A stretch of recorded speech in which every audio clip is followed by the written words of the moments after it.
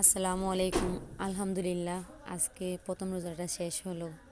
আল্লাহর রহমতে, আল্লাহর অশেষ মেহেরবানি, খুব সুন্দরভাবেই কাটলো আজকের প্রথম রোজাটা। আপনাদের সবাই কেমন কাটলো জানাবেন। গতকালকে বাজারে গেছিলাম, দেখি বাজারে যে দাম জিনিসের, একবারও মনে হয় না যে আজকের রোজাটা এত সুন্দরভাবে কাটবে। লেবু কিনতে গেছি, লেবুর দাম 80 টাকা আলি, 100 টাকা আলি। আমাদের মতো মধ্যমী ফ্যামিলি মানুষ এত দামি জিনিস নিয়ে কি রোজাগুলো সম্ভব।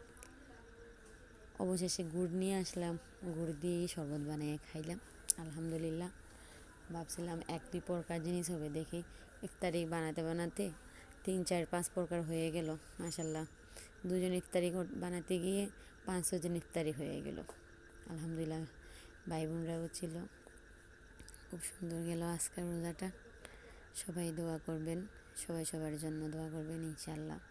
আল্লাহ পাক যেন এই রমজান মাসে সবাইকে সবার জন্য দোয়া করার তৌফিক দান করুক, আমিন।